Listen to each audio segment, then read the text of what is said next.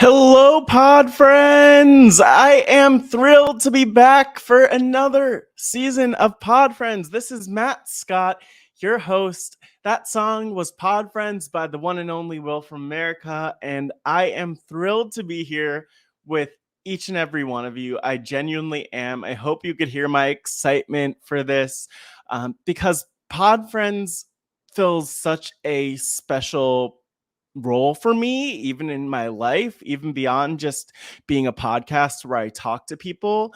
I always, probably like a lot of you, have that feeling of like, how do I just have a conversation with this really cool person? Or how do I sit down with someone and get to know them more and bond more? And, sometimes I'll admit I struggle with that. And I've loved to have this opportunity just to one, talk with these people that we know and love in the RHAP universe, some more than others, in terms of how much we know them. And but I also love the opportunity to ask questions and go places with you along on the journey to get to know these people that we know and could know even more. And so I'm so thankful for this opportunity. I'm so thankful you're hearing my voice right now.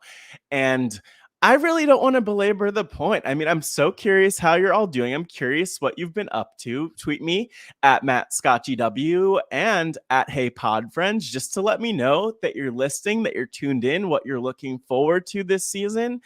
But I don't want to hold back because you all saw who the guest is. And I was just so excited to make an interview happen with the guest of this week's podcast, none other than Teresa TBird Cooper, who we all know and love in this RHAP community.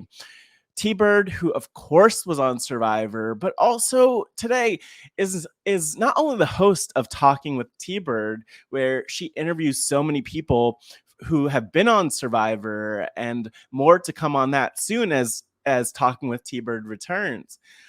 But also, I'm excited to talk with TBird just about life as a flight attendant and other things just in her experiences.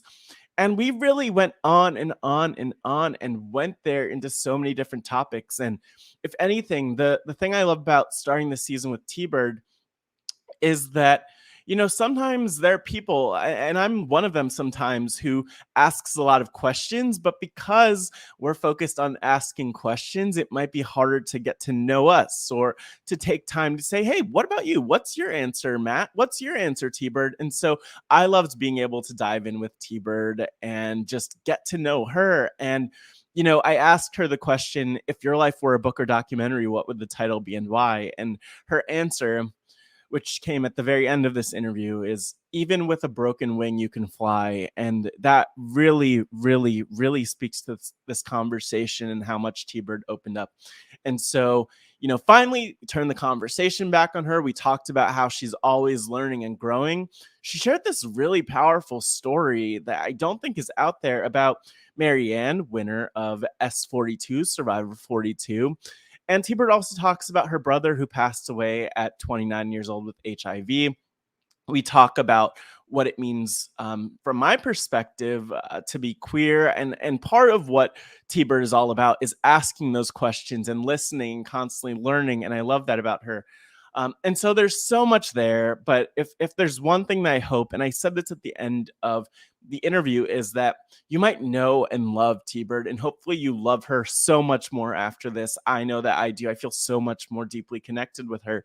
But also, there are so many other conversations coming through Pod Friends this summer in the Survivor off season. So I hope that you will take time to tune in, even if you don't know someone or don't recognize a name. There's so much to learn from each and every person that I'll be talking with this summer on Pod Friends. And I am pumped to have you on the journey.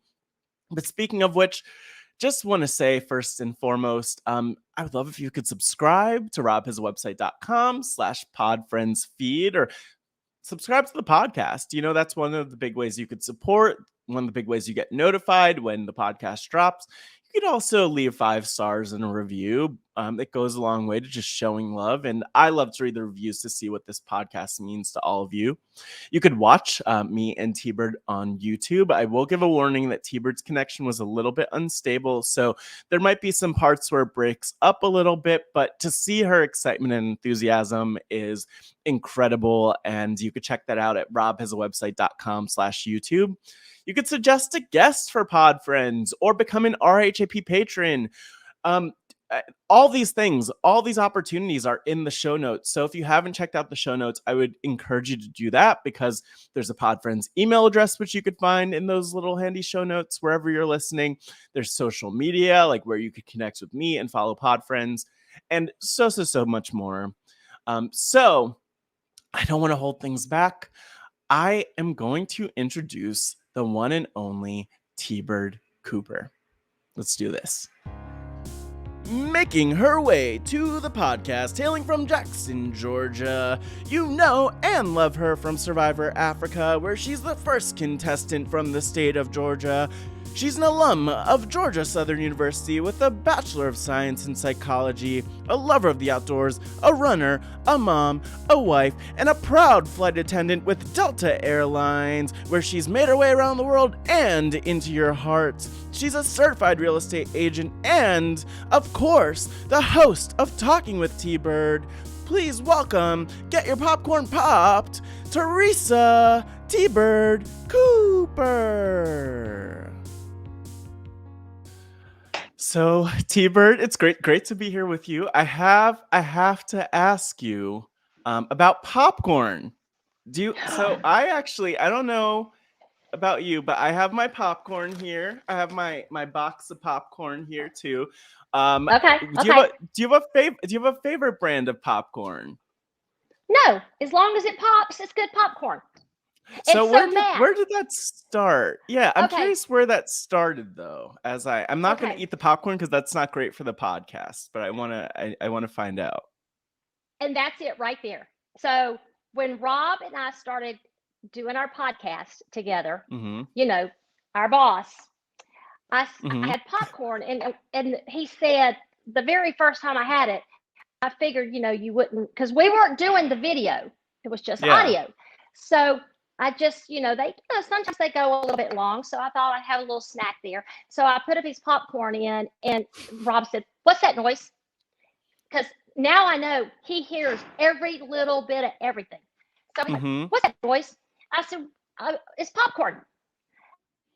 I've got some popcorn." He goes, "TBird, you can't eat popcorn on the podcast because it's going to be making a lot of noise and everything." So it's kind of turned in to be a little fun joke. And so since the boss sitting here today, check it out. That's such a big bowl of popcorn, TBird. I know it. What? TBird, I wasn't sure. Yeah, I know. I'm serious about this today. I wasn't sure how long we were going to go. And then I thought the ball's sitting here, so I figured we could bring the popcorn in. Plus, this bowl is so fun. My sister gave it to me, and I love it. So there it is.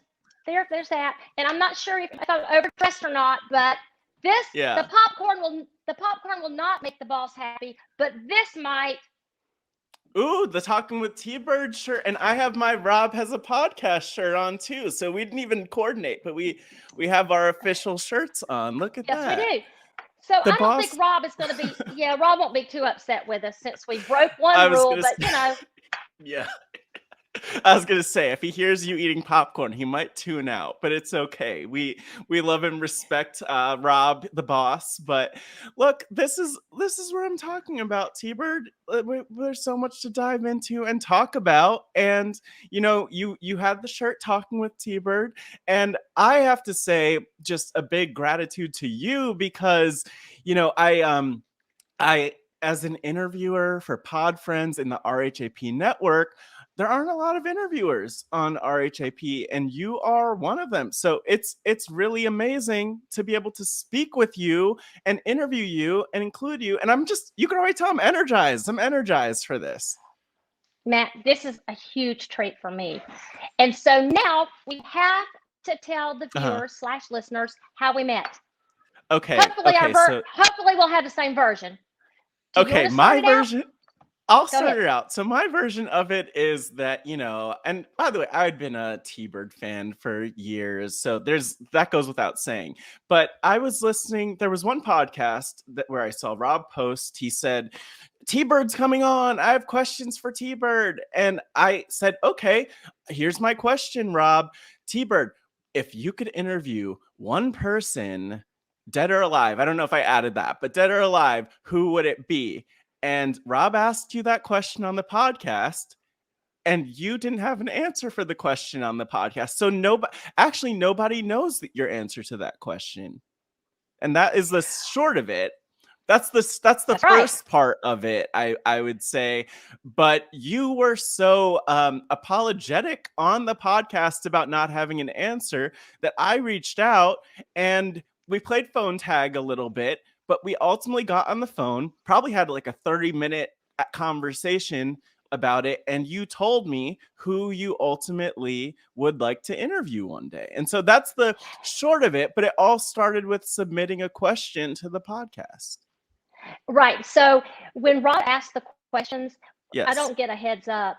And for some reason, I take it kind of seriously. Like when somebody is asking a question, it's easy just to throw out anything, but I don't like to do that. So I kept thinking, and then I kept thinking, and then I had nothing. And then I thought, I gotta think about this.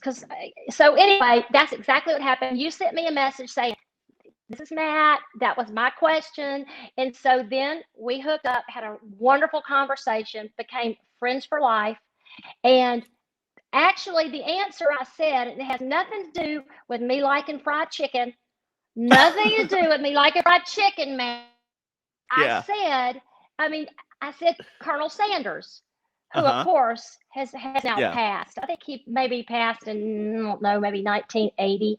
So, and if anybody Googles Colonel Sanders, they'll see that he actually was very successful, clearly, but not until after the age of 60. So he had a lot of things happen to him through the years until he got successful.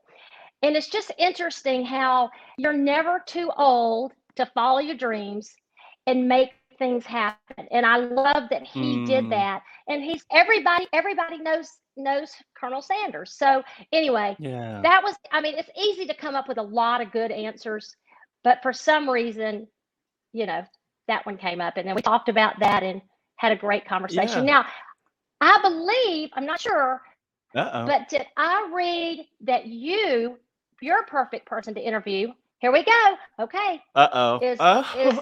Would be Obama.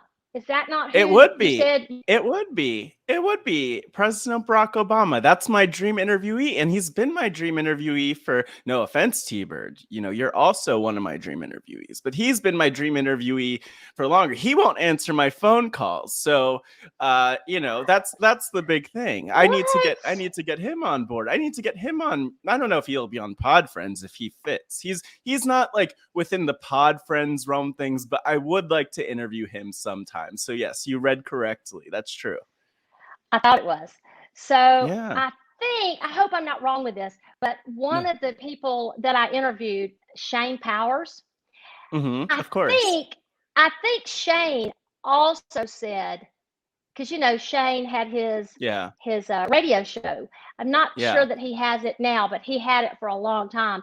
And so I asked him who his dream interview would be, and I believe he said Obama as well, I believe. So, Wow. And you know what? Something I'll say about you and about Shane Powers that I remember, because I do remember once watching a podcast where it was a live show. This is pre-pandemic.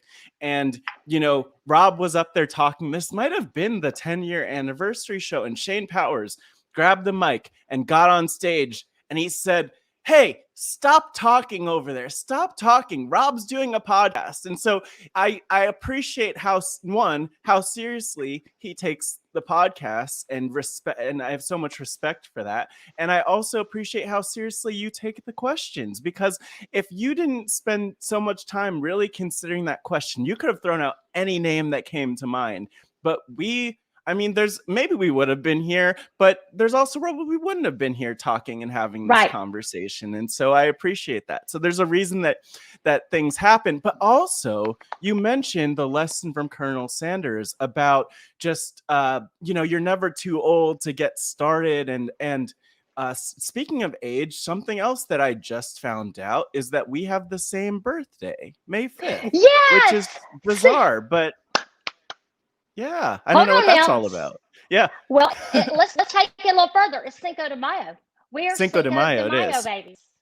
We are. So we are bonded with that, which means there's a party at lots of restaurants on our birthday. For us. There's no reason for us.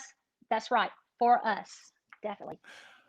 Oh my gosh, TBird, there's so much this. It's just amazing to be able to talk with you. But I feel like, it's so interesting because there's probably a lot that I could ask you about, but I'm sure people are asking you questions all the time, whether it's you going to different community events or what on social media.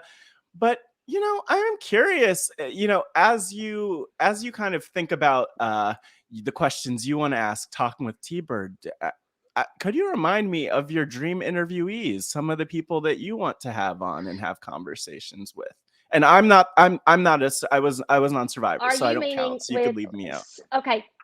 So you mean survivors? Talking with TBird survivors? That's right. Okay. So Matt, a lot of them, Rob and I started with old school survivors. Yes. We started with old school survivors. And then we've thrown in some new school, along the way, and we've kind of broadened. I should have looked and seen how, to see how many we've done now, but we've done over 40 plus. Now I know there's been probably almost close to 600 survivors that have played. Mm-hmm. So I can assure you that all 600 have a fantastic story because, casting does a phenomenal job of narrowing down these 16 to 20 people that they want to put out there on the island.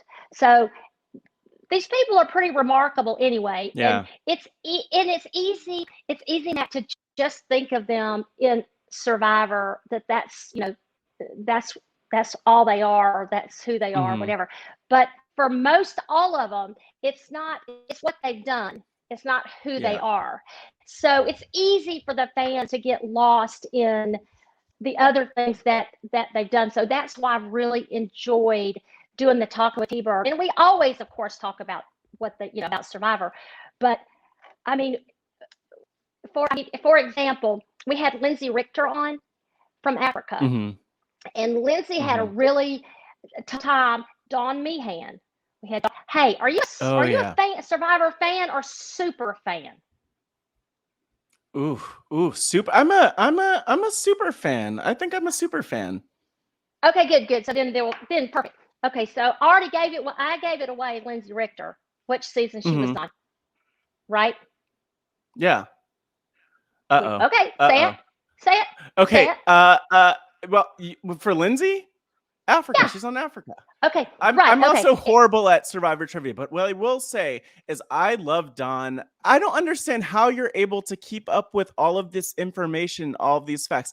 I distinctly, though, remember, I loved your interview with Dawn, I will say, but I remember Dawn being on and talking about just everything after her season. I remember all of it. What was her first season that she was on? The first season she was on was South Pacific.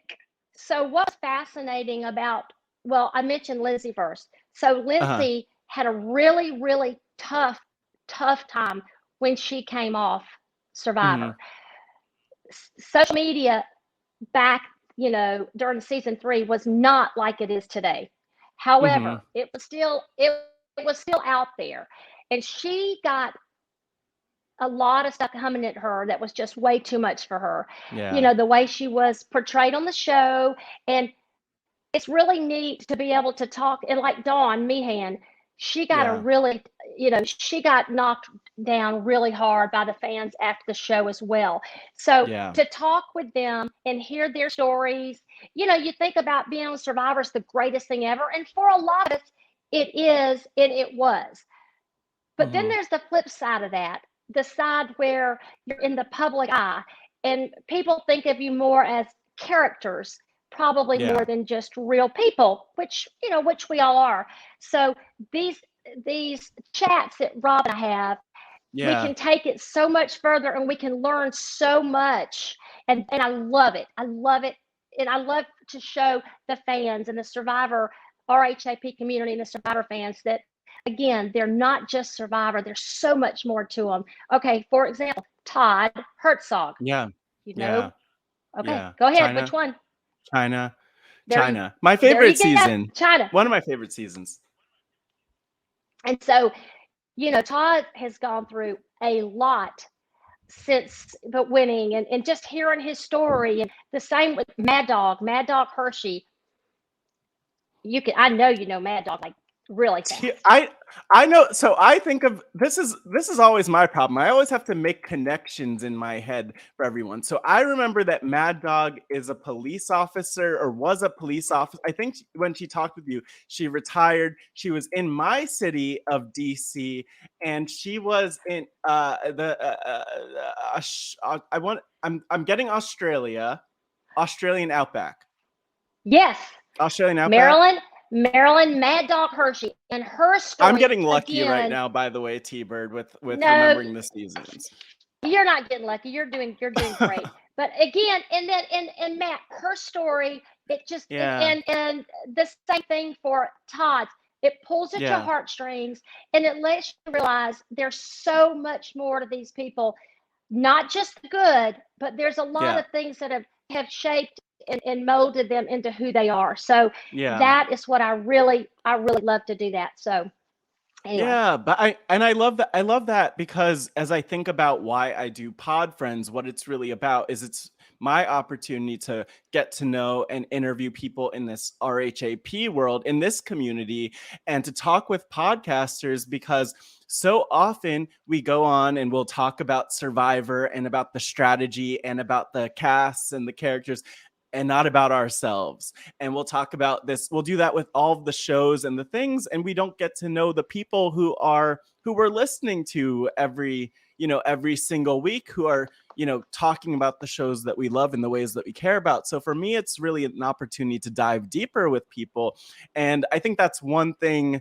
I mean, I don't know if it has anything to do with us both being not only Tauruses, but May 5th babies, but I think that there's something there, and I think it's powerful. I'll also say, you talked about what makes talking, or part of what makes talking with T-Bird so compelling, but for you, in your eyes, is there, like, what makes a great interview? I don't want to ask you to name names and say which, if you favorites, but like, what makes a really great interview? Because I'm trying to learn from you, T-Bird.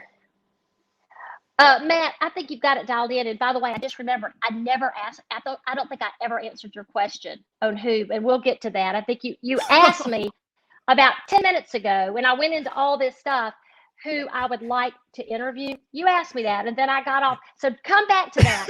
You did talk about. I'll come back to it. Come back to that. All right, come back to that. Okay. Yeah. What was the question? Okay. Well, wait. Let's actually stop with that. Let's start with that. Who would you like to interview first of all? All right. So now Rob and I, of course, are still. I've got people that I've been working on since season 1. We've got, when we first started out with season 1, Rob gave me a list of a pretty short list. I want to say it was like, Matt, 12 or 13 people that he would like to get on the podcast. Yeah. And we usually, we try, Matt, to get people on the podcast that the fans have not heard from in a while. Because there's a lot of survivors that are on social media and you see them on podcasts, and that's wonderful. People love that. So, but we try to go after the ones that people have not heard from. So he gave me a short list, and I thought, I've got to make this happen, whatever I need to do. So it's been kind of a fun thing, trying to be, I guess, a bounty hunter. That's what we called it at first. Oh, yeah. The bounty hunter. Ooh, trying to be the bounty hunter. And then, of course, Matt, you want to make the boss happy. So I thought, I got to get these people, because the people Rob has not had on. And plus the fans are going to love it. So I'm still working. I hate to say on that list, that 12, I think there's only been about 4 that we have not gotten, which, Matt, I probably don't even need to tell you who they are because you probably know, because, people ask for them and they haven't seen them anywhere around, but I'm still stalking them in a good way, and trying to, still trying to maybe hopefully get them on the show. So with that going, but now, so Matt, another thing we've just started doing is we are looking at people, maybe celebrities that are, how do you say, not Survivor players, but that are big fans of the show Survivor. Because, I've been reaching out to some, and when I tell Glenn, I just emailed and I just emailed to do Talking with TBird. He's like, all right, sure. Because you never know. It's a stretch, but you never know. Come on, Glenn. Let's think of, come on. We need a little optimism here. Yeah. So, he's great. He's very encouraging. He's very encouraging. So, but for example, and Matt, you don't think about this. Fans of the show, Tyler Perry, we know this because he was part of the show, coming up with the Tyler Perry. The Tyler Perry Idol. Yeah. Okay, so Tyler Perry, Jimmy Fallon, big fan of the show. Jeff Probst, Jeff was on his show, I don't know, a few years back, and Jimmy Fallon was actually talking about different ideas and watching all the show, watching the Survivor seasons. And I did not know this about Jimmy Fallon. He is the one that suggested the Spy Shack to Probst. And if you Google it, the Fallon Jeff Probst interview, you can find it on YouTube. He actually suggested having 2 people or having somebody have a Spy Shack where they're watching. And so Jeff got that idea where Boston Rob and Sandra and the Queen Stays Queen, they were in the Spy Shack. That was Jimmy Fallon's idea. What? That is so cool. So okay, so all right, Tyler Perry. Yes. Jimmy Fallon. Oh my gosh. There's more because I've been sending out different emails to. There's so many, and it's interesting because I feel like back in the day, especially, especially when when the finales had people who weren't just the players there and Jeff. So before 41, before 42, back, even before season 40, sometimes celebrities would pop up in the crowd. I feel like, especially in the early seasons of Survivor. And so, I mean, I don't know. I feel like I remember Rosie O'Donnell was there at one point. Yes. There's a long list of celebrities with the Survivor crossover.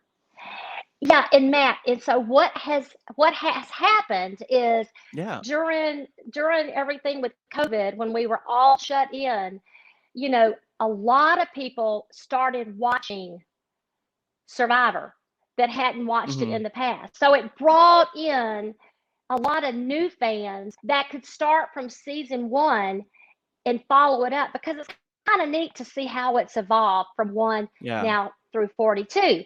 So a lot of people jumped on and able to watch through there. And so it's really, and you know what, it's kind of crazy to think now, I don't know if Jimmy Fallon watched the earlier seasons. He seemed pretty, he seemed pretty knowledgeable of everything.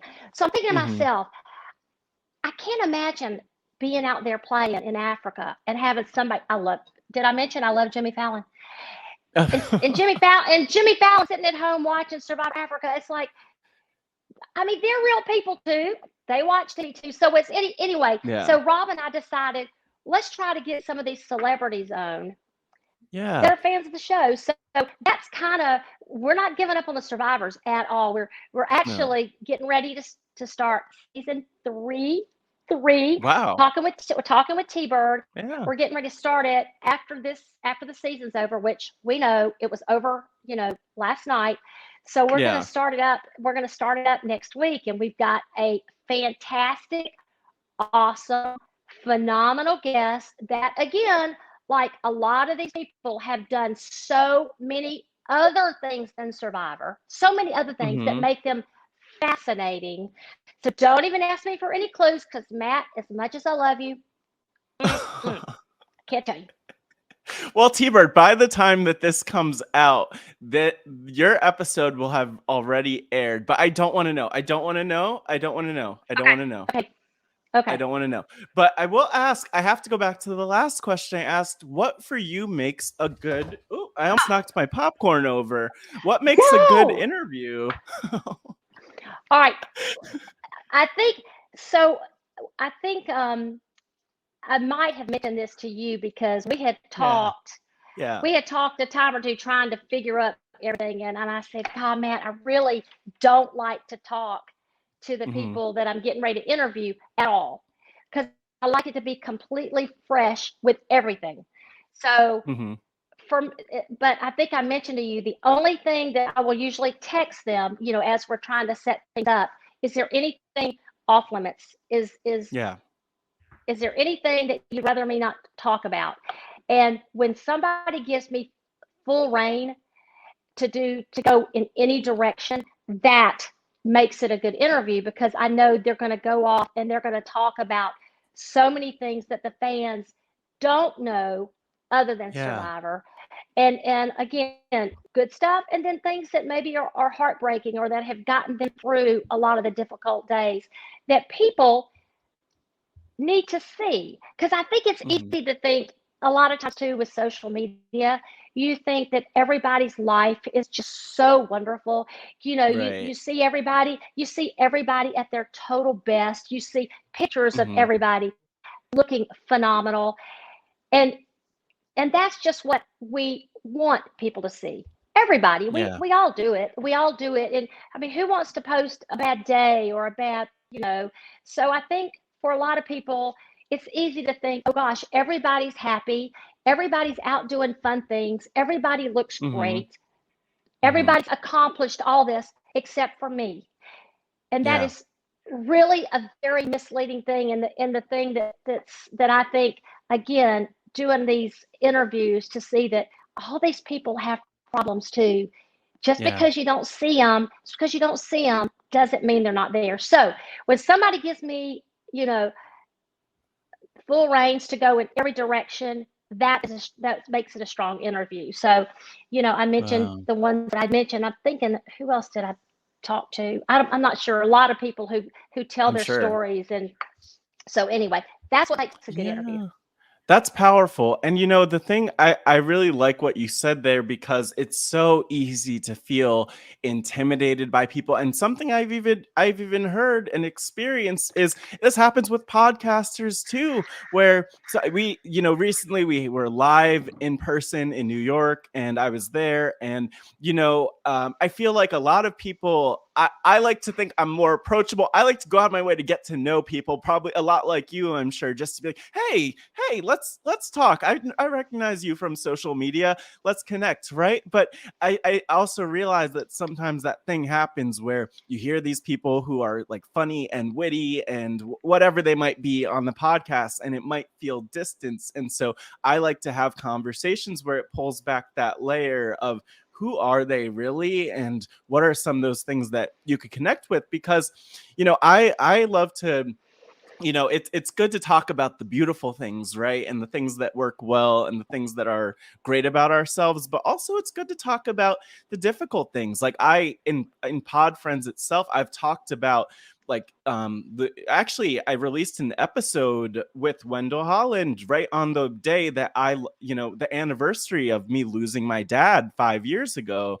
Earlier this year, I released that. And I talk about that because I want people to know it's okay to have these conversations, and it's okay to talk about grief and talk about, I'm thinking of all the different topics that come up in these, but like, that's for me what makes it worth it to do these podcasts. Is there any feedback you've heard from listeners, especially where a story has resonated with them that kind of jumps out to you, or any stories of like, T-Bird, you did that interview with that person, or you did that interview about that topic and it really hit close to home for me? Oh gosh, quite a few. With the Shane Powers, battling alcoholism, Todd Herzog battling alcoholism, and Mad Dog. I mean, drugs and alcohol. when things are tough, people turn to outlets and Mm-hmm. to hear their stories. And without getting emotional, Yeah. I won't get emotional. I might get emotional. It's All three okay. of them. So Matt, with all three of them, it wasn't like it was a long term. It was years that they Mm-hmm. battled with the disease. It was years.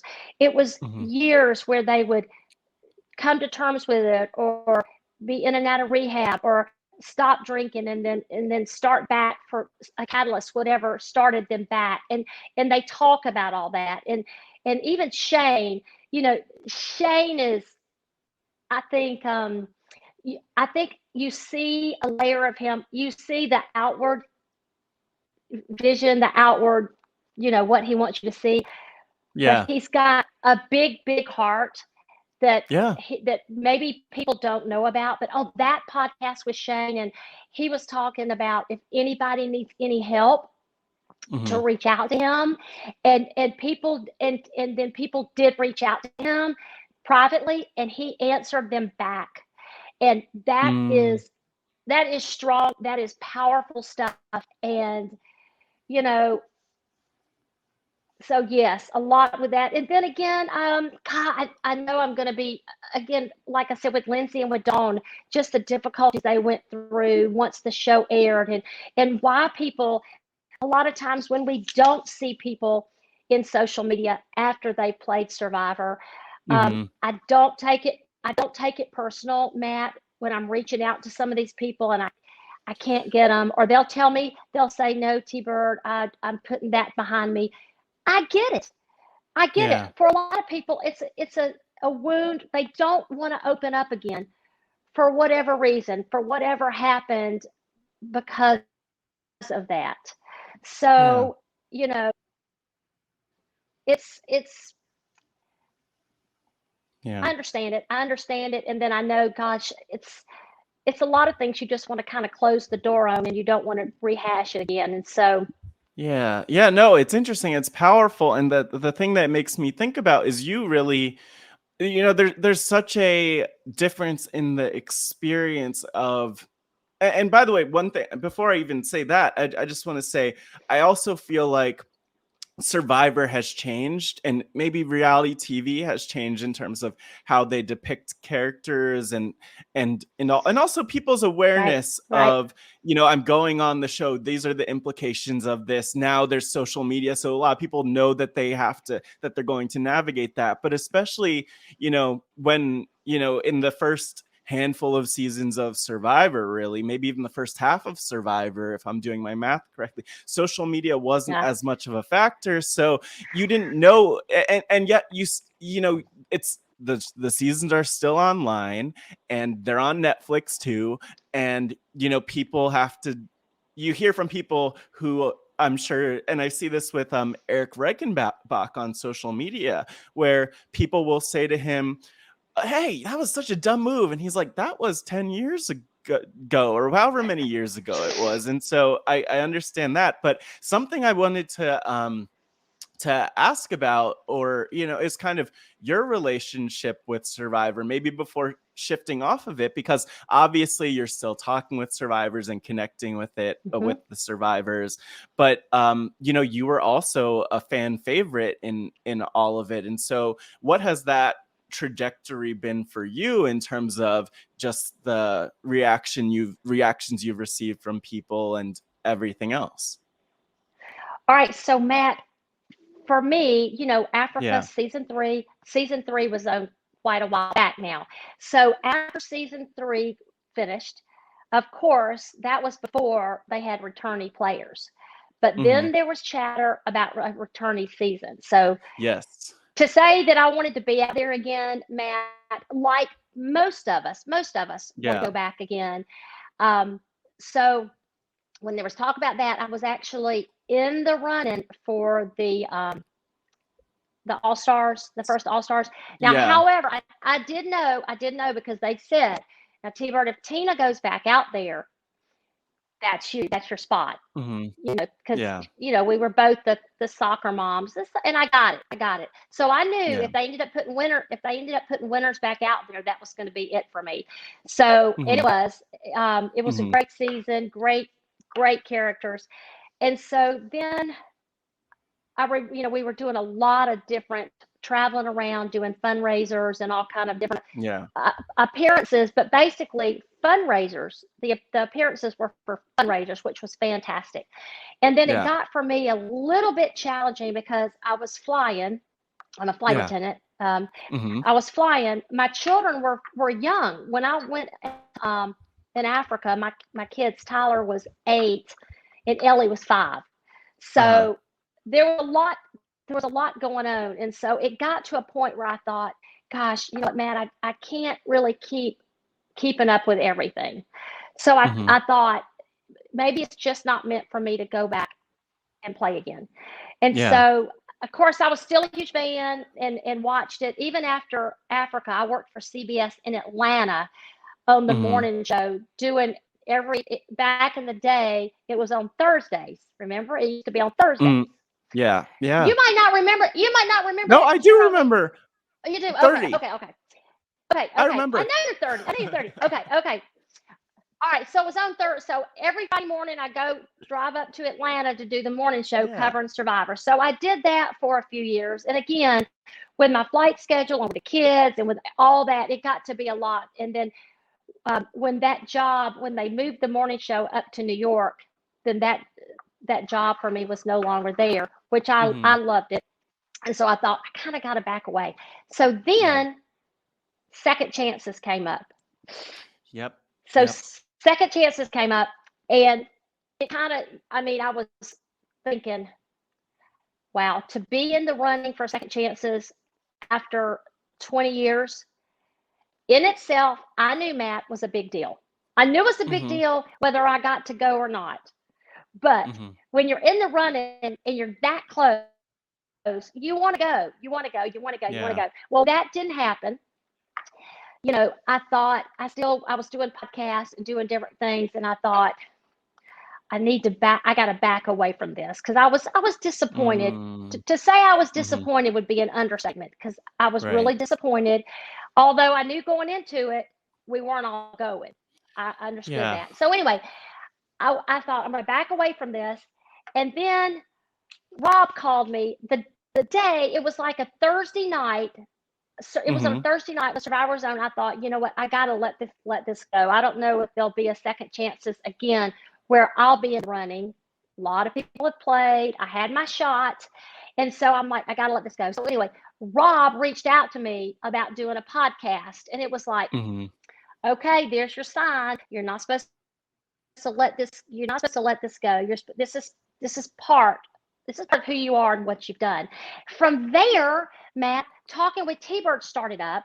Yeah. And, it's funny. I love talking to people and asking people questions. And I've just always enjoyed doing that.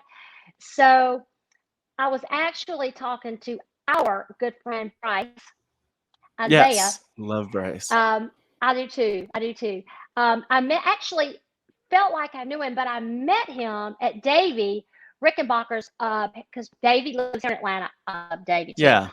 At his premiere of David versus Goliath, right? Yeah. David versus Goliath. Yep, that's right. That's right. I love that season. I love the characters. Love it. Anyway, I met Bryce there, so we became like you and me. Hey. Yeah. So one day I was talking to Bryce, and he said to me, TBird, I was really disappointed that I didn't get further into the game. I was really disappointed not to, at least make the merge, because I know when a lot of us first play for the first time, and maybe the second time too, I know most of us want to win, but we also are looking at day to day. Okay, if I can't win, if I can at least get to the merge, that's kind of that. The first thing is you don't want to be the first one voted out. Exactly. The second thing is I just want to make to the merge. The next thing is I just want to make the final four. Anyway, you get what I'm saying. Yeah. But anyway, so I was talking to Bryce. Bryce was saying, was talking about how disappointed he was that he didn't make it from the plate. But Bryce, look what's happened to you. Look at this door that has opened for you because of Survivor. No, Mm-hmm. you didn't get as far as you wanted to, but look at the lives of people that you are touching and changing with your podcast, and because you are who Yeah. you are. So Mm-hmm. for me, Matt, the same exact things. You have to Yeah. take everything and look at it like, okay, I got to play. So Yeah. many people don't get to play. I got to play this amazing game, and I got to meet not just these amazing other 15 people that I played with that we're connected. I'm meeting all these great people that love Survivor and all these people through the last 21 whatever years Yeah. that and now getting to talk to people and bring their stories out for other people. It's a win-win. So for me, you just have to kind of look at maybe when one door shuts, another one opens, and you just Mm-hmm. have to put things where they need to be and realize sometimes your plan not what that's not God's plans. It's if you look at it like that and you just go with it, you're going to find the beauty in it because there is a reason for it. So I am so Wow. blessed that that I got to play number one, and that now I'm getting to talk to you, Matt Scott. I'm getting to do Yeah. podcasts with Rob and Mm-hmm. talk to people about their experiences. And so it's great. It's great. Oh my gosh, TBird. That was I all went so too far. beautiful. I went too This far off. No, I went no, too you far off didn't. on that. You didn't even go far off. That was perfect. And something, this whole conversation has just been so powerful so far. And something that comes to mind for me is Delta, because as far as I understand, that Delta has a little slogan called "Keep Climbing," and I'm just saying there are a lot of that's kind of something that it sounds like you need to do. Sometimes there are some bumps in the road, there's some turbulence for people, right? That happens in Yep. life. That's normal. It's okay to talk about it, to see it, but we keep going, and so I actually Yep. wanted to, because you did mention your career as a flight attendant before getting into that. So T-Bird, number one, when did you start as a flight attendant? Because I know you just had a big anniversary. I did. I started in 81 as a flight Yes. attendant with Delta. Mm-hmm. With Delta, because Mm-hmm. I'm an Atlanta girl, and of course, Yes. Atlanta Delta's based in Atlanta. So Mm-hmm. I just completed 41 years with Delta, and I'm so blessed, Matt. I love my job so much. Yeah. Um, it's been, you know, I want for my children, my kids who actually aren't really children anymore, but they are to me, Mhm. Matt. They're Yeah. basically your age. They're Yeah. they're Yeah. 26, and 29. Mhm. And, I just want them to find whatever their passion is, whatever their thing is that they can identify with and what makes them happy. That is so important for anybody. And so if you're out there working, I know sometimes you have to do things to kind of Yeah.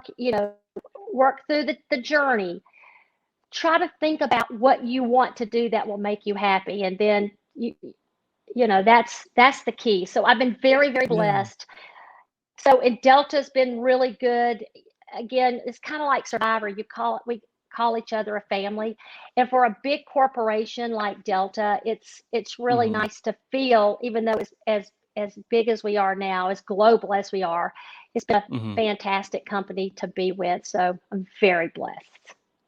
Yeah, there's so much I could ask about, but one thing I'm curious about, because I was looking into all of the different Delta slogans that I saw, and I obviously I was familiar with the current one, but beyond the current one, have there been any that have like resonated with you or that kind of stick with you for any reason? I always wonder about that because you're on these flights, and there have been a number of the ones over the years. And there's good goes around on top of the world. You'll love the way we fly. Ready when you are. We love to Ah, fly, and it shows. Delta gets you there. Delta is ready when you are. All of it. Is there one of those that really resonates with you and kind of still sticks with you, yeah. or So more? Maybe Matt, all of them. I don't well, know. no, you covered it. You did great. I love good goes around. I love Hmm. good goes around for everything in life. I believe Yeah. in every. Ooh. Good goes around as far as Matt, even any small gestures Yeah. can change somebody's day, can change everything. Small gestures, whether it's just a smile, a Yeah. touch, Yeah. asking somebody how they're doing and really mean it, just showing Mm-hmm. an interest. It's the little things. So, I mean, I believe in karma. I believe good goes around. Yeah. So that one, of course, definitely just for every day, definitely stands out. 100%. It Yeah. does. Yeah, I think, it's I love that too. I love that you mentioned that one, because I think that's really the important one too, and something to remember Yeah. is that we don't always know the ripple effect that we'll have. And when we even just talking about podcasting itself and everything that we get to do here on Rob Has a Podcast, right? We don't always know who's listening. And one thing that I'd like to say, which I will say now to people who are listening, is let me know you're listening. Follow along and connect on social media. Tweet me, tweet Yep. TBird, all of it, because we don't know all the ways that people are affected. Sometimes you mentioned the example of just addiction as a theme that's been across different Talking with TBird episodes. And it's so powerful that people did reach out to Shane and have reached out to others with their stories. But I want to say, let us know that you're listening and let us know how this is affecting you, and then spread the word and share it. I have to, going back a little bit, T-Bird, I want to talk about, your life as a flight attendant, because I have a lot of friends who have, looked at the flight attendant career as a career, and I'm sure lots of listeners have. What do you love about, or what, beyond even just what you love about because I know you're going to talk about what you love about being a flight attendant, but like, what's a day of your life flying like? Gosh. So Matt, the good thing, I guess, the main thing to say is, number one, I'm with a great company, Mm-hmm. and also I'm not sitting. For me to sit for long periods of time is very challenging. So I Right. have a job where I don't sit. I'm moving, moving, Mm-hmm. moving, and then I have a job where I'm meeting all kind of different people. So people, Mm-hmm.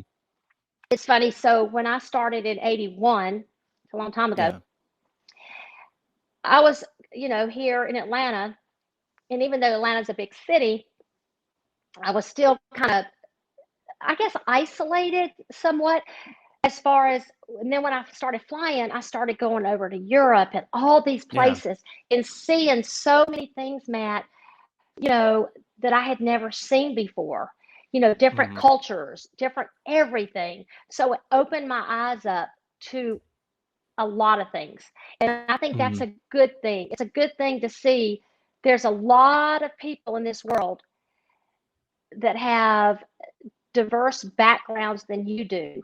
And that Mm-hmm. is what I've been able to see. And I've loved that. So that is fantastic. Seeing all these different places has Yeah. been a wonderful thing. I'm more of a homebody. We lived on a farm Oh about an wow. hour south of Atlanta.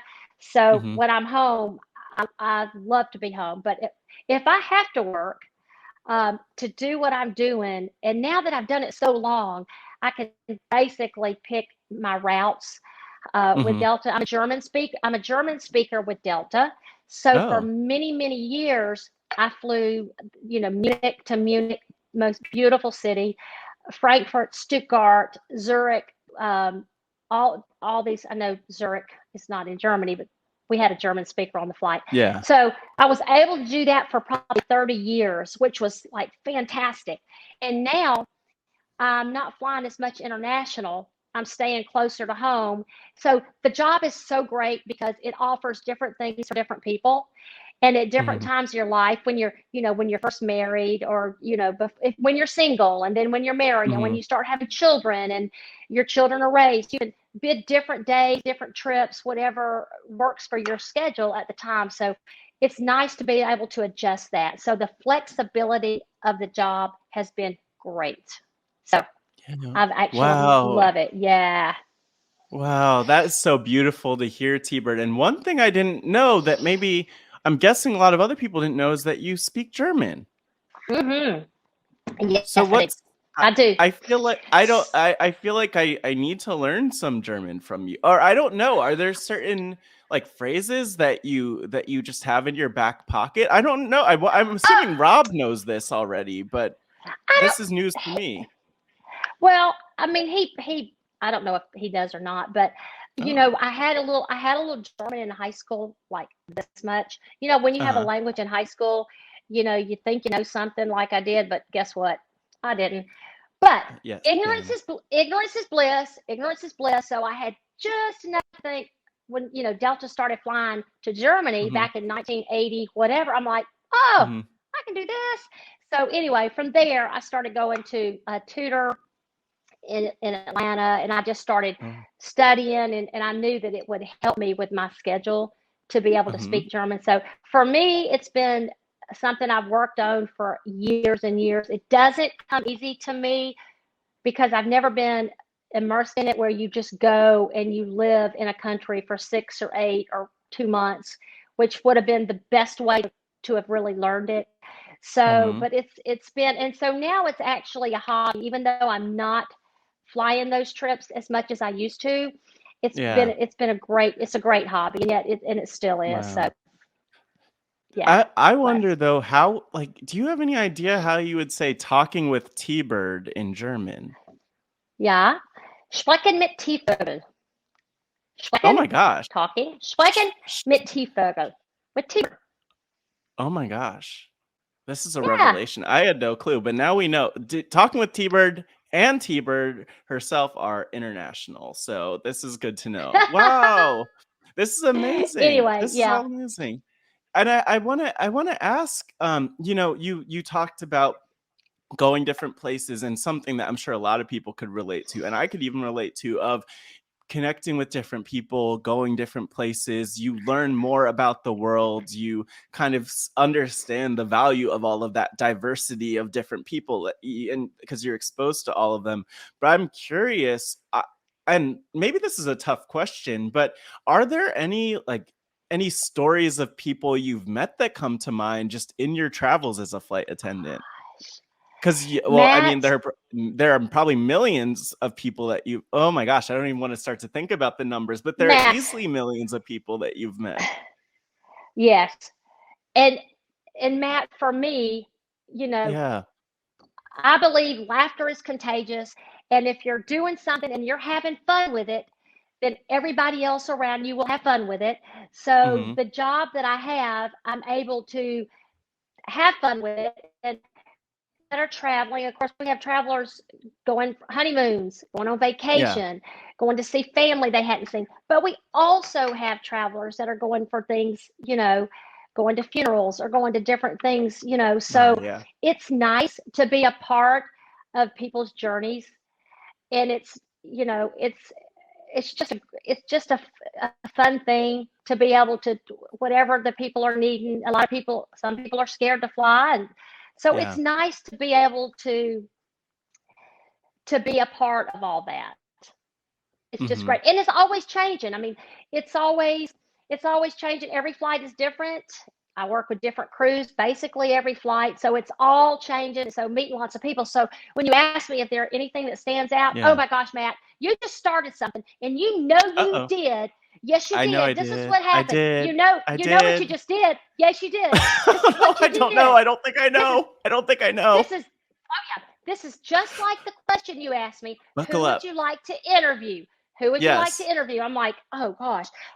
Once we finish this, now I'm going to be thinking of stories of people that have touched my life that I couldn't come up with now. So you're going to be hearing from me on that. Oh my gosh. That's my secret. I just ask you questions until you find you're stumped, and then we have to come back to it. But I think that this is all powerful, and I love it's amazing to hear what you're talking about overall. But I kind of want to ask, are there, beyond what you've shared, because I think there are some lessons there that people could take away. Are there any in thinking about it more directly, are there any lessons that you've kind of learned from your experience over the last 41 years? Congratulations, TBird. Are there any lessons you've kind of learned about life that you could share with people? Because people are always tuning in to learn from like the journey learn from my journey and from the interviewee's journey. And I'm sure there's so much. You don't need to limit yourself to one lesson. I'll sit back and I'll buckle up. Well, I think we can tie this part of it into Survivor with the diversity campaign. Again, for me, working around people and learning about cultures and customs. So for me, Matt, I think I told you, it's just the little gestures, the little things that can change somebody's life that you might not realize you've done. So for me, Matt, I'm a touchy person. Yeah. Real touchy. I can't help it. I talk with my hands, and on the airplane, I reach out and I touch people. And I've learned that different cultures, that's not what you can do. I mean, so I've learned through my training that I have to be respectful and careful, because even though I don't mean it disrespectful at all, I mean, for me, it's a very endearing thing. But everybody's different, and where they come from or their life experiences or basically their culture dictates how they may react. So that has been very eye-opening for me. And just like the diversity campaign that Survivor started, I know it's hard sometimes to put yourself in other people's shoes. And that's something I know we can all learn. We all can learn from that, unless we've had things happen in our life that has made us part of that. So that's been a really positive thing. And I know I sometimes turn off to that. And I always think if we'll just take the time, not just to listen, we can understand what somebody else is going through or what they're dealing with. And that is so important. And that's with anything, with anything you're doing. So Wow. That's deep. And I think the thing that jumps out to me is, because we both sit here as people who are curious about the world, as people who like to ask other people questions and then sit and listen to what they have to say. And I think that there's a lot there, and actually I would even extend this conversation to the people who are listening, because the types of people who listen to Talking with TBird, the types of people who listen to Pod Friends, they're the people who are curious, who want to know the answers. So maybe they don't have the opportunity to, sit and ask you all the questions directly, TBird, but they're definitely tuning in right now, listening, because they want to learn from so many perspectives. And it really goes a long way when we just sit and listen and ask questions. And I've had this conversation with Rob before, talking about Survivor and like how I would go about playing in a game like Survivor. One thing I would do, and I would be out there, TBird, Pod Friends would be out there on the island. It would be Talking with Matt Scott. I would be there getting my popcorn popped and just asking people about their lives, not only because it's a good way of like understanding how they work, but just because it's so interesting. People are so much more interesting than we know. And I do feel like, maybe there are some people who you can't have a really interesting interview with because they won't open up, like you were saying with the off limits topics, but everyone has some interesting parts to their story and something that they're passionate, something that they could talk about that will resonate and connect with other people. So that's like my realization from just what you're saying. It's powerful. Yeah. Oh, okay. I do want to mention something. It's not really off topic exactly, but it's okay. Back for Survivor, I'll just say really quickly how I got interested in wanting to go out on the show. So Survivor season 1 Borneo was on, and I'm in real estate also. So I was just getting my real estate going. But my mama would call me every Wednesday night for the first 5 weeks and say, you have to watch this show. You have to watch this show. Well, the first 5 weeks I didn't, because again, I was busy. I'm not a big TV watcher really, because I don't like to sit down. So finally I watched it, and I watched it. Well, I'm a fan, but I can't tell you I'm a super fan because I don't exactly remember which number this was on Borneo, but I started watching the night Ramona got voted out. Now, I don't know if that was the fourth episode or the fifth episode, but the minute I turned it on and watched it, Matt, I'm like, oh yeah, I know now why Mama wants me to watch that. I got to do that. Yeah. I got to do it. I got to do that. I got to do it. I got to do it. So I went and applied sat at the little computer and applied that night. Okay. Along with probably everybody else, because, you know, from Borneo, it went to Australia, and those two were like huge, huge, huge. All right. So I got lucky. I got an interview. And for anybody that says, you know, they'd like to do it, put in an application. Throw it out there, throw it against the wall. There are so many Survivor players that have applied one time, but most of us have applied more than one time, like lots of times. Yeah. I actually applied once. I did not get a call back on the first call. Then I applied a second time. So I had applied, I guess, for Australia. So anyway, didn't get called. But then I sent in a second video. I'm like, oh yeah, well, we're going to try this. Just try this again. So I put in a second video and I got called.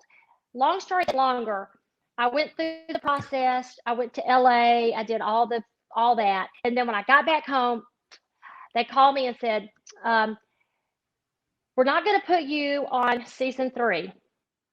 We're going to hold you over for season 4, Marquesa. And I was, of course, disappointed, Matt, because I thought, you know how it goes. You kind of got to get while the getting's good. So I mean, anything can happen. And I thought, you know what? God puts you right where he wants you to be. And I knew that I just have to know, at least I got a shot. They called me back and they said, we changed our mind. We want you on Africa. Yes. And the ironic thing about that, Matt, was number one, I'd always wanted to go to Africa. I had never been. I know you're probably thinking, well, if you always wanted to go, why didn't you go? Well, I had young kids and, you know, money was tight. Taking off to Africa wasn't a priority. I'd always wanted to go. So God puts you right where he wants you to be. Got cast, went to Africa. I'm not going to get emotional, Matt, so don't even think it. I'm going to get emotional because I'm not. If I do, I'm going to be doing like this. I'm going to start eating popcorn. Okay. I'll put my... So then got cast in Africa, and then Survivor Africa highlighted the AIDS epidemic. And that was again, God puts you right where he wants you to be. My brother had passed away of AIDS at 29 years old. So I knew there was a reason that's where I was. And so you know how now at the end of Survivor, they say all proceeds go to Survivor, you know, whatever they auction off. Well, back in season 3, it was the Elizabeth Glaser Pediatric AIDS Foundation. That's where everything that was sold for pediatric AIDS. And the whole season spotlighted, and they did like such an amazing job of bringing that for the world to see. Because back then there were so many people watching it. And for me, losing my brother to AIDS and being able to give back, once the show was over, I was able to give back to the Elizabeth Glaser Pediatric AIDS and do different things. And I thought, this was exactly how it was supposed to be. So, you know, there's a reason, a season, a lifetime. There's reasons things happen in your life. There's reasons that you meet people in your life that stay in your life, maybe just for a short term, that change your life, or maybe you change theirs. And then the same thing about a season, the same thing, and then a lifetime. And I love that saying because I think it's so true. So, you know, I just really wanted to share that you have to believe in your journey. You have to believe there's a plan, because I really do. Now, that doesn't mean don't make things happen. follow your dreams, make them happen. Don't give up. Ask for help. There are so many people that will help you if you reach out and ask for help. So Yeah. anyway, I just wanted to share that. Again, it's kind of like when Bryce said how disappointed he was that he didn't make it further, make it to the merge. And I'm like, but Bryce, look at Yeah. this. And even the same thing for me.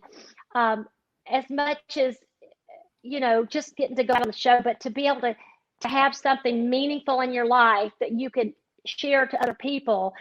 And that was a big thing back then, Matt, because a lot of people reached out to me because of that. And that brought a lot of friendships into my life that I would not have met. So that has been a very, very cool thing. And Matt, just like I talked to you about how if you don't understand somebody else's journey, then you can't understand. So for me, again, my brother was a gay man, well, a young kid. He passed at 29. So I was around gay people. I don't. Sometimes I get messed up. No, you're great. I was around gay people, and I understood them. And even my mom and dad, who back in the day, I mean, this was back, in early in the 80s. My mom and dad, a lot of people will ask me, how did your mom and dad react to that? I'm not going to get emotional. My mom and dad, I think, are the reason that my heart is the way it is because of them. And so they actually embraced my brother just like they're a son because they, we were all a family, and it didn't matter. It didn't matter what his sexuality was. And again, Matt, this was back in the 80s when a lot of stuff, a lot of things unknown, and a lot of fear, understandably, was going on. So my parents actually had him at home, and he passed at home. They took care of him. My mom and dad are angels, and I like to think that I learned so much about their heart and opening their hearts to people that it's been a very cool thing. So that was a neat thing. Beautiful. So that was a neat thing. Oh, I got to ask you a personal question. And please. That because again, I'm a little bit more mature than you because, like I said, you're my son's age. You're my son's age. Right, I am. So I've heard you, and this has been kind of confusing for me. I've heard you refer to yourself. Yeah. I mean, it doesn't even feel right for me to say it, but I want to say it. And I've said a young Black queer person is what I've said. Yes. A queer man. Yeah. And back in the day, back in the 80s, that word was not said. And so I know people get frustrated when we can't understand different movements or different things. And again, I say, if we just listen, we can learn, and we can learn what things. So I heard you say that, and I was conflicted because I'm like, I could never say that word because I didn't. For so many years, I thought that was a negative way to say it, but clearly it's not. Well, it was in the 80s. Things have evolved, right? And that's one of the things that's so beautiful. And so, queer really being nowadays. And it's funny too, because I mean, I'm only 30, right? But even then, terms and things have evolved, right? And so now the way that we use queer, and I've used the word queer so many times on podcasts talking about about the LGBTQ plus community, because that now is really like this umbrella term that people use, right? And as opposed to being like because gay is an identity, like bisexual is an identity, lesbian is an identity. You have all of these different categories, but queer really being this community overall and representing like we're in this together is the beautiful thing, right? And I love I love this right now because you stop to say, and this is the thing that so many people are afraid to do. It's, I'm uncomfortable with this thing. Even when I think of like the Black piece of it, being a young Black person, and that piece of it, people are afraid sometimes, like, I can't talk about it, I don't know how to do it, and they get really uptight and their shoulders get up to their ears and they just clam up, right? And we have to be able to ask people about these things, because one of the things that I say all the time is, what for me might be an uncomfortable conversation, for the next person is their everyday life, and vice versa. And so we have to realize, I think people, as you've learned and as I've learned too, and as an interviewer, that we gain, people like to be asked these questions. They like to be asked about themselves. And some people aren't comfortable, right? But at the same time, people like to be asked rather than have people assume or be told. And so I appreciate that, TBird.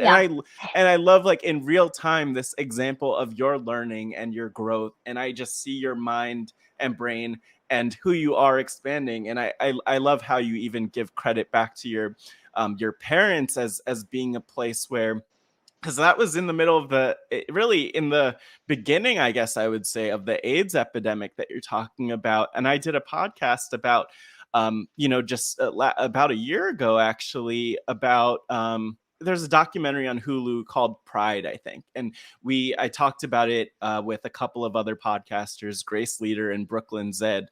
And we just talked about, like, decade by decade from the 50s onward, kind of what queer or LGBTQ plus life has been like. And things were really rough back then. And I think it really says a lot when, your parents could be so loving and accepting and open in a time when people were completely the opposite of that. And I'm not even surprised, because then I say to myself, oh, this is why TBird is the way that she is. And I just want to celebrate you for that. And I'm sure, like, if Bryce was here, and I have to give credit to Bryce. I don't know why I'm pointing up when I give credit to Bryce, for those watching the video. But, like, I have to give credit to Bryce, because I heard him on the Purple Pants podcast start to say, I'm a queer Black man. And he always would say, he started to talk about it more. And I've heard him talk about this a lot. Maybe I've even had conversations with him about this, where he says, when I'm in a room, I always remind people, regardless of if it seems relevant, that I'm a queer Black man, because that's always how he shows up. That's always how I show up, even if it's not on the agenda of the meeting or the conversation or whatever. It's kind of who I am. And so it's important that we kind of, we own those identities. And it's also important that other people take time to understand them. And so I'm grateful for you, TBird. If we take the time to listen and not be trying so hard to fight against how people are feeling, because that's how they're feeling for whatever reason. And we can't understand. We're not in their shoes. So I think people just want to be acknowledged. People just want to be seen. And it's oh my gosh, I've got the most beautiful story. This will make me cry. I'm for sure of it, because this is so fresh. This is so fresh, but this is so important. Remember, I talked about the little things, the small gestures, the little things that you don't know what could totally change somebody's life around, or what they need, what they just might need for that day. So last night was the finale, Survivor S42. It was a fantastic finale. Baby, are you in the house? Honey? Okay, so Dan was out of town last night, so he has not watched it. So I've kind of, I didn't know if he'd come in since we've been talking. Okay. All right. So this is what I think is so important. It's so important. Okay. When the winner, I had a few connections with some of the players. For whatever reason, when Maryanne hit the big screen from the beginning, oh my gosh, Matt, my heart was like, bon, bon, bon, bon. Same. I love her. I love her. Yeah. She is, something about her is so unique, so special, so real, so sincere. Her laughter, was contagious. Her smile, everything. Now, did I think she would make it to the end and win? I was loving that she might, but did I think she would? It didn't matter. I just thought she's such a big personality. So then some of the players came to Atlanta for a screening before the season was over. So I got to meet Maryanne. I got to meet Omer, who I love. Oh my gosh, I love Omer so much. Lindsay, talking about all she had was the physical game. She didn't have a social game. Yes, she did. Yes, she did, because I couldn't see it on the screen as much until I met her, and she talked to me. You know when people are in their season and everybody's around them and focused on them, understandably.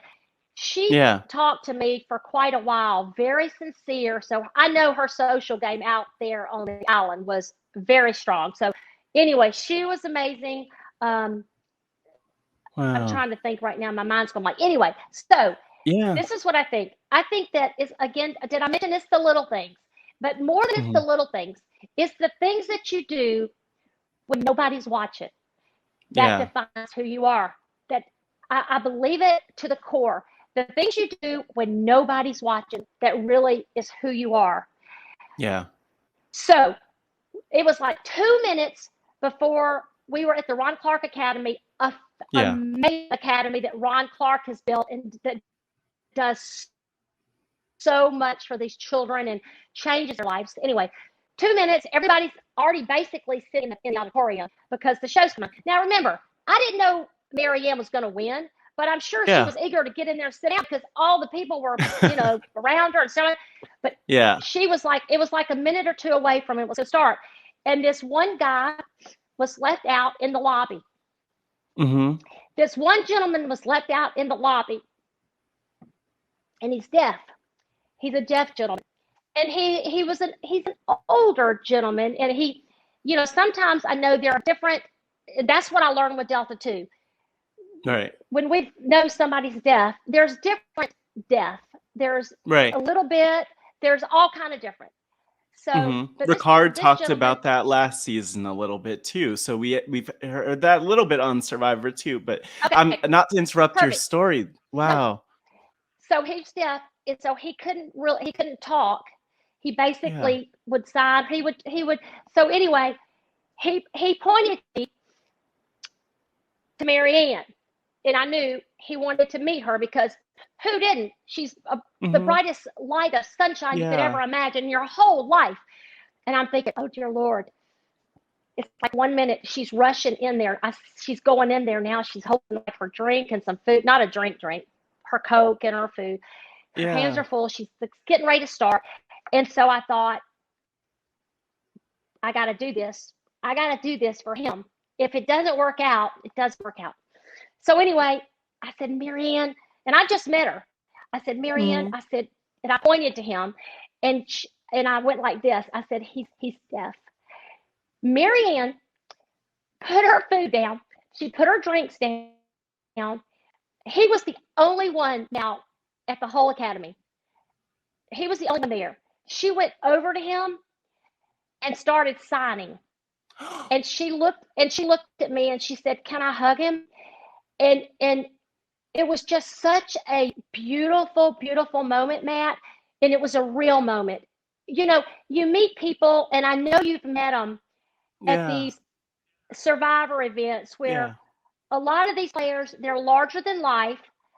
And sometimes, every now and then, they kind of buy into themselves like they're larger than life. Well, Maryanne knows now. We know that now that she knew she had won. She could have taken any kind of attitude or any kind of posture there was. Yet, it was important for her to stop and the little thing, acknowledge him and make him feel in that moment that he was the only one there. And she did. And I stood there. I was back in the background, and a tear came out of my eye because I loved her. I loved her before I loved her. But that is who she is. Yeah. That is who she is. And again, I say, it's the things you do when nobody's watching. It defines who you are. And she is a beautiful, beautiful soul. And that she won Survivor 42, the second African American woman. Yeah. It could not be in better hands than with her. And there were some phenomenal characters that I would have been happy with winning as well. but that she won because I know, like Mike said last night, and kudos to Mike. What a gentleman. What a humble. He won me over big time. For him to say, no, she'll do great things with this, and she will. And she will. So anyway, I know I got off on that. No. That was I'm thankful for that too, because Maryanne, again, for me, seeing her and seeing so much of myself in her, on Survivor, I'm not used to seeing players who are, it's not. Like sometimes you'll see Maryanne out there and she's cast on the show, and we've seen other people who have these big hearts and big personalities, and you're thinking, oh, they're not going to make it that far because we're used to seeing them get taken out earlier, or they're there for the entertainment necessarily. And people are cast for different reasons. I think about Jonathan a lot because he, the fact that he was so physically dominant is not because anyone else is inadequate. It's just that's kind of like, that's who he is. And that doesn't make him a better or worse player than anyone else, or better than or worse person than anyone else.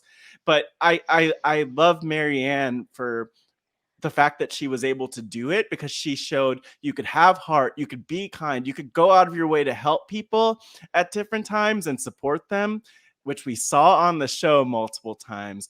And we saw in this example that you gave. And I have just so much love for her, even though I've never met her. I hope I have the chance to meet her and talk with her, because all I have to say to her, and it's interesting, I met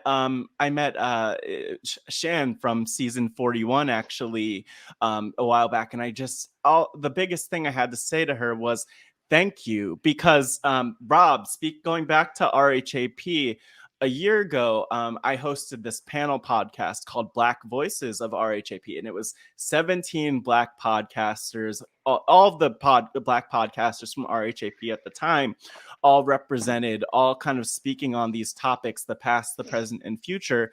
And after that, TBird, we had on Big Brother, we had the Cookout Alliance, the 6 Black players who made it to the final 6 and made history that way, and a Black winner, of course, through that. And we had season 41, and we were able to see just such great representation there. And then now we have Maryanne in S42, and it's just like, I don't know. It's been a long ride with reality TV for a lot of people, and for a lot of us, I'll say. And Maryanne is a dream in every way. I'm so thankful. I'm excited to watch the season back again at some point. But TBird, I know I won't have you here forever, so I want to actually come back to RHAP and this community as we talk about community and connecting.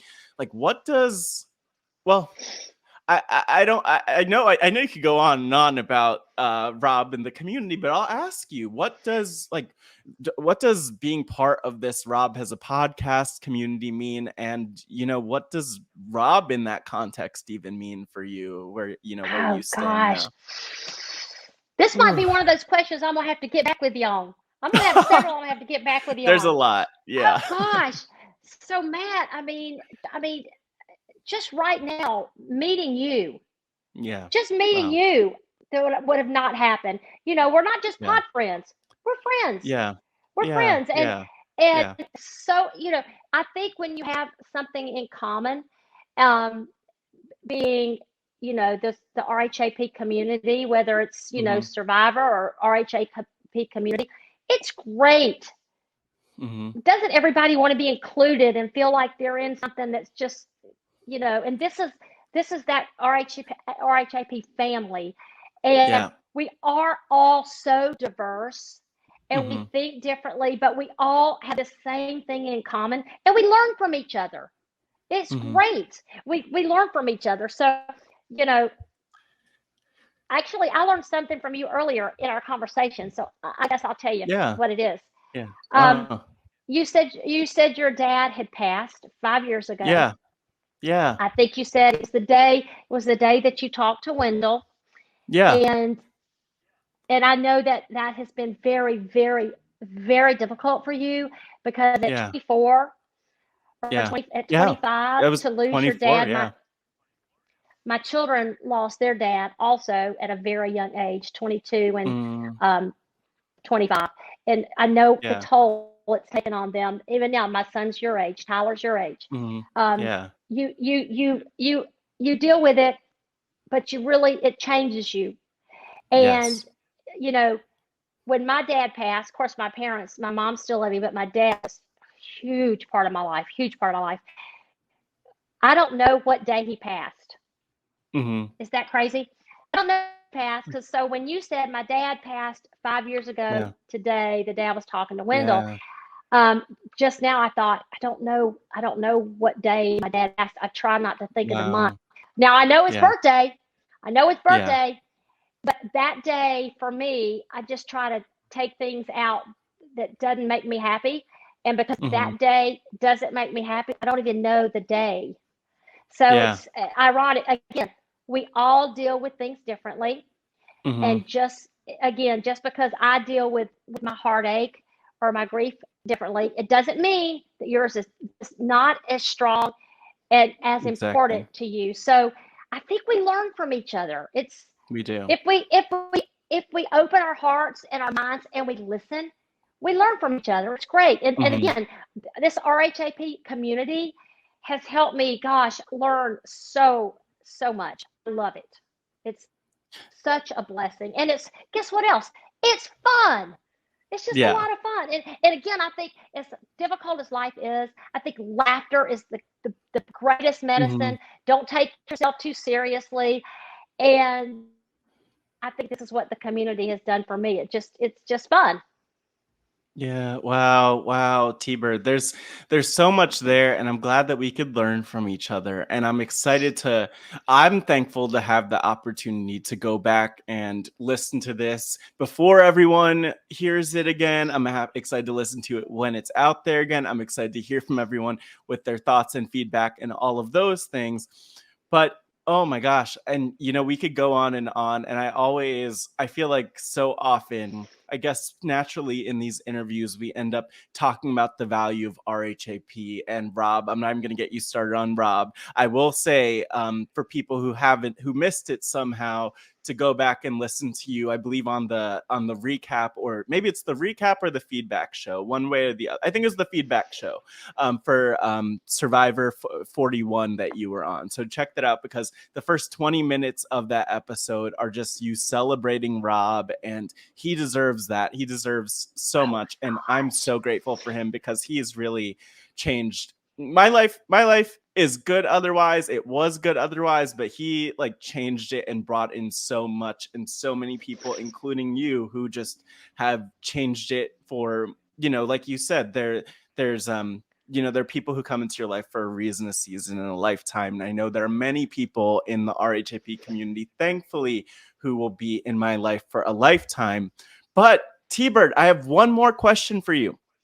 And it is, you have to answer this one, though. You have to answer. You can get back to me later with other answers, but I have to ask. Okay.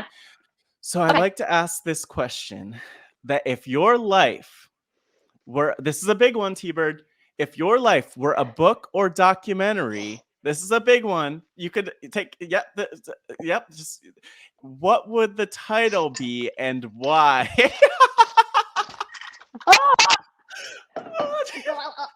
Okay, but Matt, I know I said it's important. Fell out of my chair. I know I said. By the way, TBird, I have to say, TBird, for those who didn't see it, you went straight to that popcorn to stall. So oh my gosh, I'm just glad I didn't fall on the ground, or else that would have been a different end to this interview. But TBird, what would the title be and why? Okay, so Matt, I know I said it's important that you don't talk to your people that you're going to interview, so everything's fresh. We should have talked about this before, since you already know how I get with questions that are so deep for me that I should just throw something out there. I should just throw something out there, man. Yeah. Okay. I believe in you. I believe. Okay. Here we go. I guess you can always edit this long lull here. This is what usually okay. happens when I ask this question. There's usually a long lull. Yeah, so you're in good company. Okay. How about this? So what's the name of my book? My gonna be that nobody's gonna want to read. All right. The book that I'm gonna say that everybody's gonna be like, what? Is gonna be okay, here we go. I don't know why I'm emotional today. I mean, I guess we're talking about all these. We're talking about all these subjects that are so, so crazy. Okay, the name of my book's going to be, Matt Scott. It's going to be, Even with a Broken Wing, You Can Fly. Wow. That's so cheesy. Wow. Matt, that's so cheesy. Matt. Oh my God, that's so cheesy. But let me tell you why. I know what you're thinking. I know what you're thinking right now. Great. No, it's not because of the fried chicken. No, Matt, it's not. It's not because of Colonel Sanders. It's not because I'm a flight attendant for Delta. Yeah. I think it's because I'm going to say it again. This is good. I think we got something here, baby. Even with a broken wing, you could fly. Maybe I don't know where Glenn is. I think Glenn's still outside. Yeah, he probably is, because he gets tired of hearing me screaming and yelling into these podcasts, which he's like, you're too loud. Anyway, so Matt, even with a broken wing, you can fly. And let me tell you why. I guess I'm going to go back. Because this is so fresh with Maryanne. Yeah.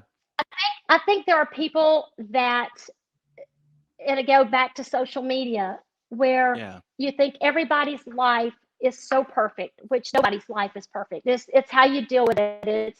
I think we all have things that hurt us and that cause us much heartache, and that's life. That's part of life. So you can't. You have to find the good in things. You have to find the optimism, and you have to find, again, God's time. There's a reason He puts you where you are, and things happen, and find the good in that. So, I think that's going to be the name of my book. Wow. And that is such a good answer, TBird. And I'm just blown away by this entire conversation, because I feel changed by it. And I hope that other people do.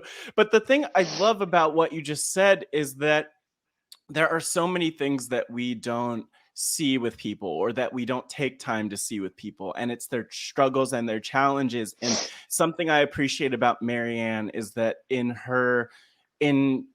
S42 or S42, we're on it was just S42. In S42, she opened up and shared just authentically of herself. And that's something that you've done too in this conversation.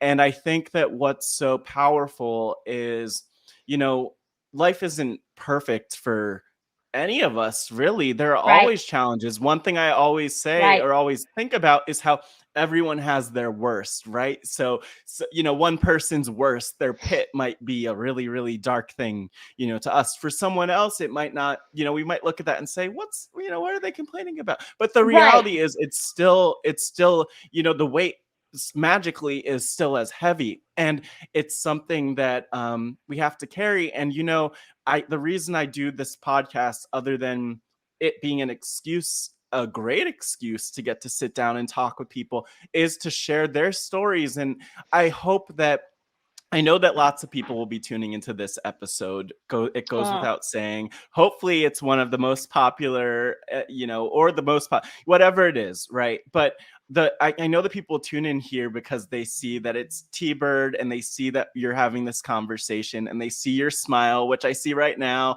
and like they gravitate to that. But I hope they also choose to listen to the stories of people who they don't know, or who they don't know as well, or who they think, oh, that won't be interesting, or I was annoyed by what that person said in whatever podcast. Because at the end of the day, if we kind of filter things out, and I'll say, with talking with TBird, there have been a number of episodes where I said, I don't immediately recognize that name. I'm like on the low tier of superfan TBird.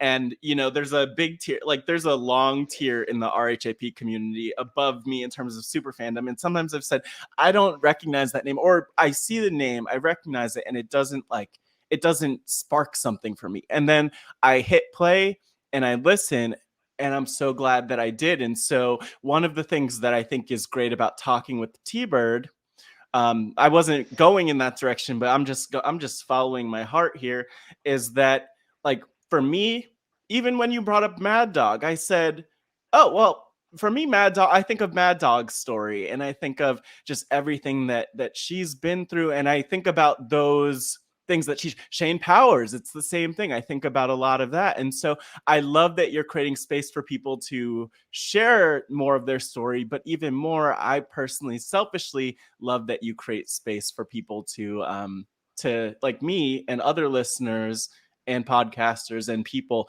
to hear and learn and then grow from these conversations. So TBird, this is great. What I have to turn it back to you though. I have to turn it back to you as we start to wrap up. How do you want to end this podcast? This is your floor. I'm oh my gosh. I don't even know where to go from here. I guess, oh gosh. Well, let's see. Where do I want to go with this? Thank you for so I'd love to hear from not just the pod friends, but the RHAP friends and the community. Again, I really and truly think of us as a family. We all have Survivor in common, whether we played or we're fans. I'm a fan, and I'm a fan of Survivor. Just happened that I got to play. So, I'd love to hear comments and reach out to me for anything. You can find me, and let me think. Oh, Rob always has to help me this.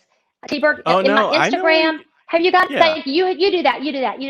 But well, I'll include it. I'll include it in the notes too. Yes. Okay. Yes. So send me a personal message. Again, if you have if you, we've done quite a few talk with T-Birds. If you want to say, hey, T-Bird, I'd like to listen. Time's kind of limited. Who do you think would best help me as far as, because again, there's so many that have done just some different stuff. Oh my gosh. Keith Famey, Australia Outback. I believe he was final two. Okay.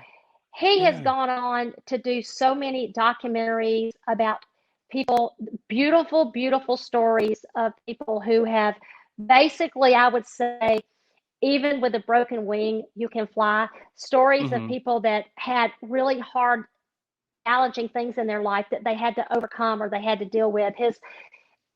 People found him to be surprising. They didn't really know. So, I guess the main thing I want to say is follow your heart and know that there are people that care. And if you're struggling with anything, depression, there are so many outlets or people that care. Reach out and know that there are people that care. Definitely, for sure. That's so powerful, T-Bird. And I say that, Matt. I know we talked about alcoholism and drug abuse. I have, but I know that right now, coming out of COVID, and even before that, I think there's a lot of people really struggling with mental illness. And it's one of those things now where the stigma is not like it used to be so much. There's so much help, and there's so many reasons why people are going through so many difficult things, but there is help, and there are people that care. So just know you're not alone. You're not alone. So I guess I wanted to end up with that. That's powerful. And T-Bird, I'm gonna follow up and say the only thing that I could say to borrow from you and end on a light note is to get your popcorn popped. You gotta get your popcorn popped. Get your popcorn popped. There it is. Hold it. Here it is. I got it. Can you see it? I'm trying to. I can see the popcorn. I can see the popcorn. Because the bowl, that's a beautiful bowl. The bowl is. My sister gave it to me. I love it. Look. It's sorry, so T-Bird. I'm too busy eating my popcorn right now. Get your popcorn pop and stay tuned for season 3. Talking with T-Bird. We've already got our first guest lined up. I'm really excited. And hopefully it's going to be a good season 3 this summer. Thank you so much, everyone, for listening to this return episode of Pod Friends. Just want to thank the RHAP team for the opportunity to have this podcast and to bring it back for another run. And definitely want to thank T-Bird just for opening up so much and being so human. And, we teared up together, and I'll say we cried together a little bit in this conversation. And I just want to thank TBird for her openness and vulnerability, but also everyone who's part of Pod Friends really for bringing themselves to the table. I am thrilled for you to hear next week's episode featuring the one, the only Grace Leader, who I was in conversation with about so many different things, not only the podcasts that we all know and love, but Grace and I podcasts on post-show recaps about the show Heartstopper on Netflix. We podcasted about the Hulu series Pride. So we've talked about queer representation quite a bit. We're actually, as you might have seen already, we just premiered a podcast called The Tribe Has Spoken on RHAP. And there is so much that we dive into, not only about queer representation more broadly, but Grace's experiences as a trans person, Grace's experiences living with type 1 diabetes, just being who she is and all she is, which is such a beautiful part of this community that I think is so underappreciated. And so looking forward to having you back next week. But if you want to get in touch at Hey Pod Friends on social media, at MattScottGW on social media. And again, check out the show notes for more on how you could stay engaged with Pod Friends and RHAP. But thanks again for joining me again here in Pod Friends. And as I like to say at the end of each and every one of these episodes, thank you for being a pod friend.